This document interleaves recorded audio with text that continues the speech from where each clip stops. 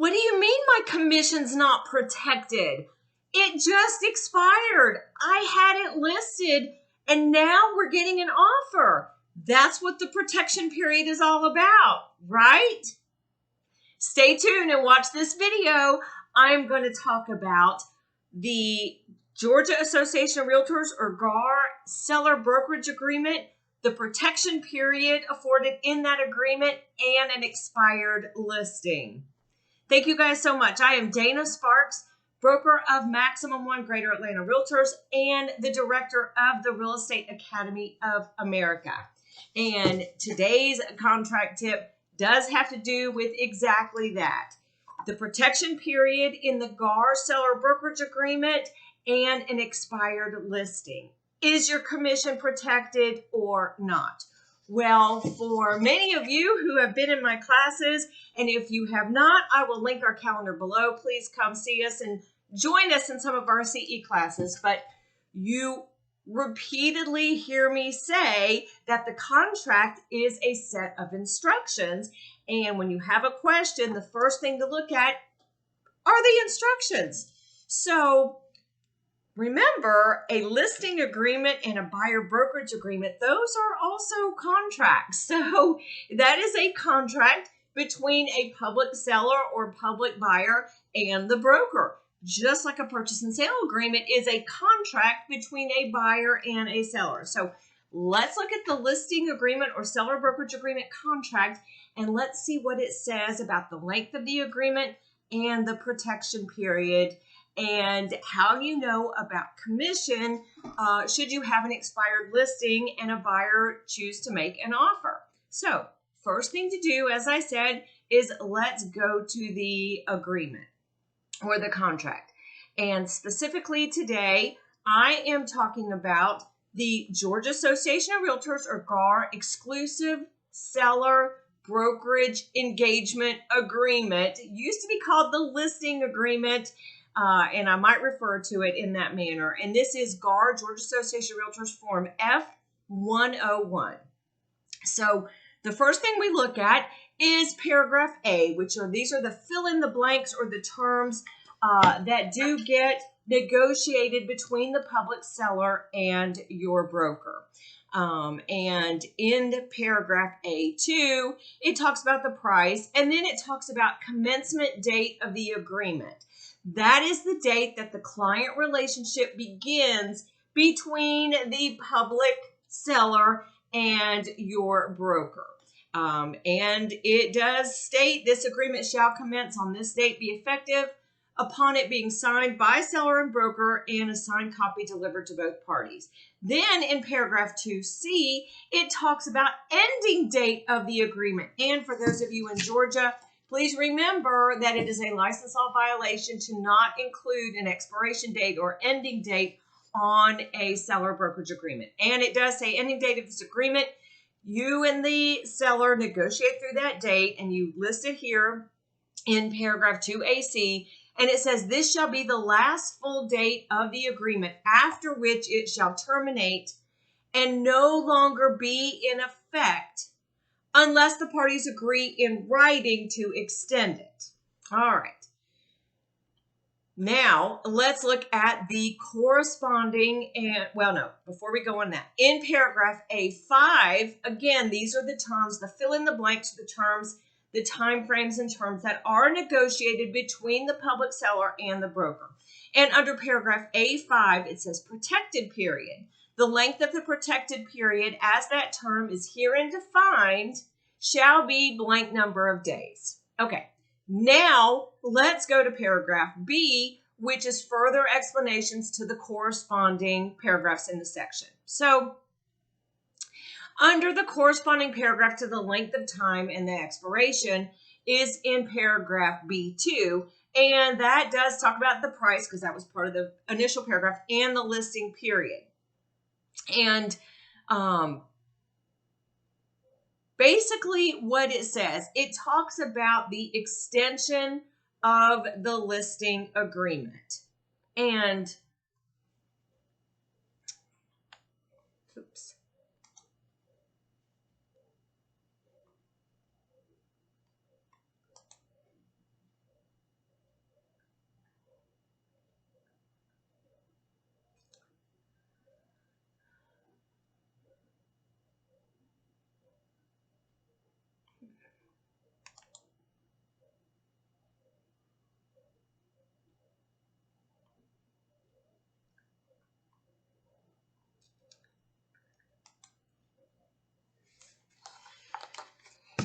So let's just briefly talk about the extension of the listing agreement, because if a listing agreement or a seller brokerage agreement is extended, then that is also going to impact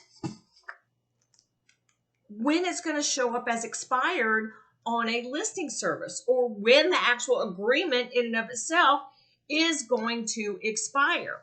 So how can you extend a listing agreement? Well, obviously you're meaning your broker. Whenever I say you or affiliated licensee, by extension, I mean your broker, because you are an affiliated licensee of your broker. So when the broker and the seller amend the seller brokerage agreement with an amendment, then you can always extend it that way. But the contract itself affords for I want to say automatic extension. It's not an automatic extension, but when a seller signs a listing agreement, seller brokerage agreement to begin with, the seller agrees to go ahead and allow for an extension with you and your broker. In other words, to stay listed, to stay an exclusive client with your broker. And this is afforded in this paragraph here. And in this paragraph here, it says, basically, it's under the extension paragraph under B2C. And in essence, what this says, I'm not going to read the whole thing to you, but in essence, what this says is, if you have the property under you're in a seller brokerage agreement, and during that time frame, you get the property under contract, and the buyer terminates that contract, or for whatever reason, it fails to close. But let's just say the buyer terminates that contract, whatever, under due diligence or whatever. So let's say you had the property for sale, you got a contract, you went binding, you were binding and under contract for 5 days, and then the buyer terminated, let's just say under due diligence, you signed the termination agreement, parties agreed to release the earnest money, that's a whole separate issue, and then you put the property back on the market as an active listing. Well, those 5 days that you were under contract, that the seller was under contract with a buyer, automatically get extended, automatically add on to the end of the expiration date of the listing agreement. Seller agrees that when they sign that. However, you as the agent, there is something that you have to do first. What do you have to do? Well, you have to first send notice to the seller that you are going to extend the listing agreement by those number of days that you were under contract. And you must send this notice of extension. You must send that notice of extension to the seller within 5 days after the time frame that that initial contract terminated.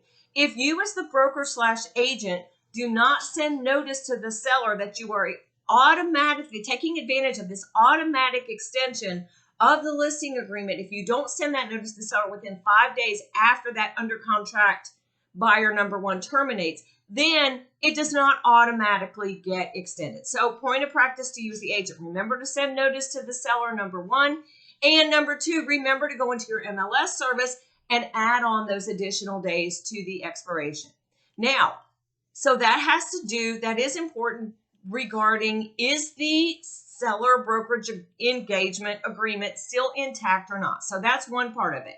Now, the protection period part, I'm going to read part of this to you, and then I will give you a point of practice. So a lot of agents mistakenly think that they had a listing, they had a seller that signed a exclusive seller brokerage agreement with them and their broker, and they put in, let's just say, a 60-day, 90-day, 120-day protection period. Let's just say they put in a 60-day protection period.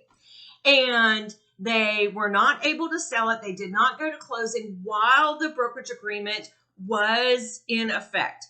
So the contract, the seller agreement terminates because we got to the end of that date.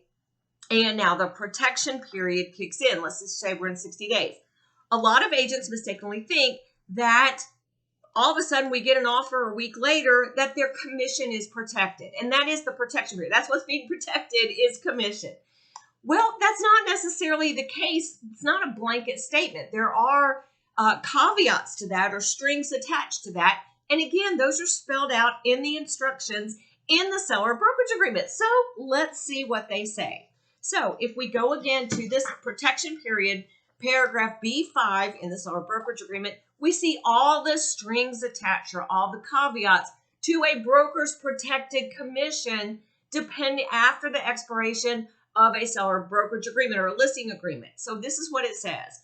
I'm going to read it and then I'll explain it. The protection period shall be the period of time set forth in this agreement beginning upon the expiration of the set forth in this agreement, commencing upon the expiration or the unilateral termination of the agreement by seller, during which the broker shall be protected for commission or leasing commission as applicable. But you have to go past the first sentence. It's not a blanket protection.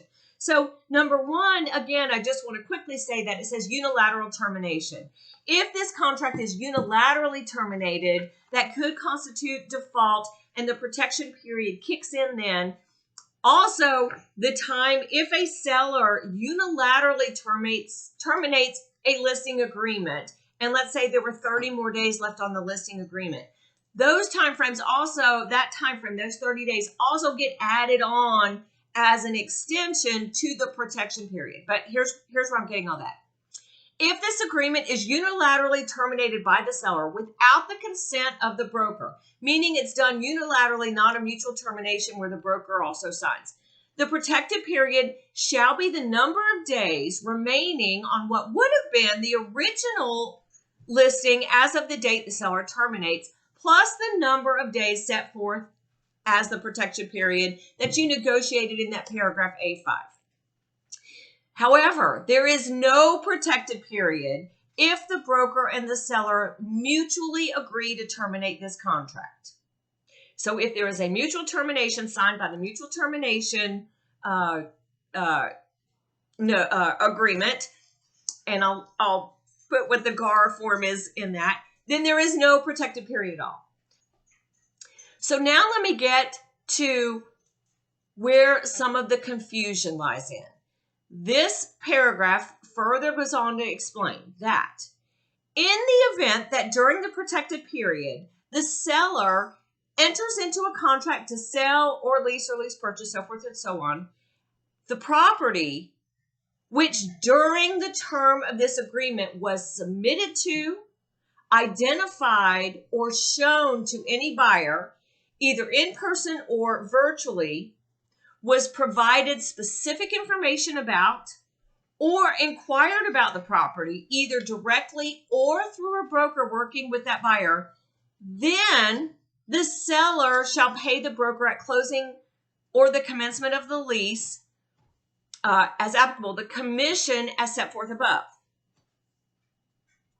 So, well, let me read the next section and then I'll get to my points of practice. So the next section goes, notwithstanding the above, so regardless of those or in addition to those caveats or strings attached, if this agreement expires and it's not unilaterally terminated by the seller didn't default on this, an exception to what I just read or the above commission obligations by the seller shall apply. An exception shall apply. And no commission shall be due, owing or paid to the broker if the seller enters into a contract to sell, lease, or lease purchase the property during the protected period by or through another licensed broker with whom the seller has signed an exclusive seller brokerage engagement agreement. This exception shall not apply if this agreement is unilaterally terminated by the seller. The commission rights and obligations set forth herein shall survive the termination of this agreement. Oh my goodness, Dana, what on earth does all of this mean? Okay, so what this means is the protected period for a seller brokerage agreement, and stay tuned, this is different for a buyer brokerage, but for a seller brokerage agreement or a listing agreement, your commission, the listing broker's commission, is protected if it just expires or after any extension thereof. If there is a contract, if the seller goes under contract and sells the property to a buyer, but it's not a blanket protection. that buyer must be identified as having seen the property, shown the property, even if it's through another broker, or specific information sent to that buyer, either virtually or in person, during the time frame under which the brokerage agreement was intact. So, point of practice, you listing agents, when you are coming to the end of a listing agreement, you need to itemize a list for yourself and your broker, as well as for the seller, of buyers or agents who had been working with buyers who did see the property, that you can demonstrate saw the property while you had it listed. Now, that's just not seeing it online, seeing it on your website, or seeing it on Zillow or Truly or anything like that. You have to demonstrate that your efforts either to the public, to a potential public buyer, or your efforts specifically to another broker working with a potential buyer. You have to demonstrate that you specifically had something to do with showing that property, informing that buyer about that property, bringing that property specifically to that specific buyer's attention. So you need to itemize a list of the buyers and or the broker/agents who were working with those buyers while you had it listed. It's not a free-for-all for any buyer that happens to come and see the property that didn't know about it while you had it listed, but after the time it's expired. Now, if that does happen, then you would get in touch with the seller and you would try to negotiate, still working with that seller as a client, and negotiating commission, so the seller pays you commission for selling the house and getting that buyer under contract. Now, one more caveat, that last paragraph, basically what that says is the moment a seller, so it said notwithstanding any of the above, so none of that above that I had previously mentioned that was itemized in that paragraph, regardless of all of that, if a seller signs an exclusive listing agreement with another broker, at that point, no protection for your commission. So the moment a seller signs another listing agreement, then regardless of all of that, your commission is no longer protected. That does negate, well, it just specifically says, notwithstanding the above, if this agreement expires, as long as it wasn't unilaterally terminated by the seller, an exception to the above commission obligations shall apply, and no commission is applicable or due this broker or you if the seller sells the property through another licensed broker with whom the seller has signed an exclusive seller brokerage engagement agreement. So when your listing expires and it is shown as an expired listing in an MLS service, just note that your commission may not be protected depending on if all of those strings are in place and all of those caveats are in place. Now, what should you do if you are an agent and you have a buyer that wants to buy a listing that you see as expired in the listing agreement? Well, stay tuned and I'll do another video on that. Thank you guys so much for watching. Dana Sparks, broker of Maximum and Greater Atlanta Realtors and director of the Real Estate Academy of America, satisfying your needs with service, innovation, and education. Bye. If you like that video, check out the one here. If you like the content on this entire channel, please click here to subscribe. I try to take even the most complicated of real estate situations and make them crystal clear. See what I did there? Real estate made crystal clear. Thank you guys so much for watching.